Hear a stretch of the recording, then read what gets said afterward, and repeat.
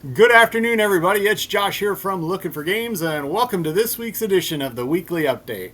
Jumping into this week's schedule, tonight is a Friday Night Magic. Of course, we'll be drafting against the Spider-Man, Marvel Spider-Man set for Magic the Gathering. We've got both options available as well as Modern Play, and play starts at 7 o'clock, so come and join us for Friday Night Magic. Tomorrow will be our third and final session of round 2 of season 4 of our regional qualifiers for Magic the Gathering. We'll be running a sealed event using the new set for Marvel Spider-Man, and winners will get invites to the Magic the Gathering regional championships at SCG-Con in Portland or Milwaukee. In addition, store credit and special promos will also be up for grabs, so come and join us tomorrow for our regional qualifiers for Magic the Gathering. On Sunday, we kick off our next slate of Lookin For Adventure with DM Dan and the Frozen North. Then on Thursday, DM Mike presents Lands of Lamnos, and then on Saturday, DM Johnny presents the next chapter of his adventure, The Long Reign. You can scan the QR code on the screen or click the link in the description below. It'll take you right to our Warhorn page so you can see all of the available games and sign up to play. And as our month continues / almost nearly wraps up for our theme night, our theme of hidden horrors, we're going to be presenting a classic hidden movement, hidden identity game, and it's going to be Betrayal at House on the Hill. Now, this is the 3rd edition, so the nice thing about that is it's got some really great streamlined graphics as well as some new gameplay elements to make it easier to get into the game. Not easier to play the game, mind you, but easier to get into the game. So we'll be playing Betrayal at House on the Hill. And then next week we'll be wrapping up the month with Halloween, a fantastic hidden movement game.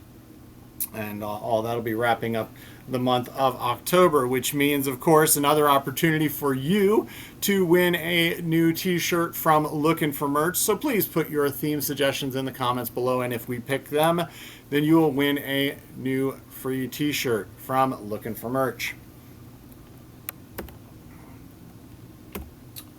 On next Saturday, which is the 25th, had a lesson in calendar usage today, so that was fun. Next Saturday on the 25th is our next session of Blood on the Clocktower. In the spirit of the season, we'll be playing a custom script called Halloween Hard Mode. This custom script has twists and turns, including the introduction of a new fabled character, the Great Pumpkin. And we're encouraging folks to dress up as your favorite Clocktower character for an added element of fun as the veil between the living and the dead all but disappears and the dead walk among us. Now, you'll be safe as long as you play proper homage and put out plenty of treats. If you haven't played Blood on the Clocktower, it's a social deduction game of good versus evil, and sometimes good versus good, and sometimes we're not so sure whether they're good or evil or both. But each session is a different theme with a different demon, and no two games are ever the same no matter how many times you play. If you like social deduction on a massive scale, please come and join us next Saturday when we play Blood on the Clocktower. All right, we got some new stock from Games Workshop for Warhammer Underworlds. This is a new expansion for the Underworlds Emberwood game. This is Spitewood. Now, this expansion takes players to the dense, suffocating vegetation of Gyran with 2 new warbands, Rivals, and War Scroll cards. Now, you will need the Emberwood base game to play this, but the new expansion adds a whole new level of play.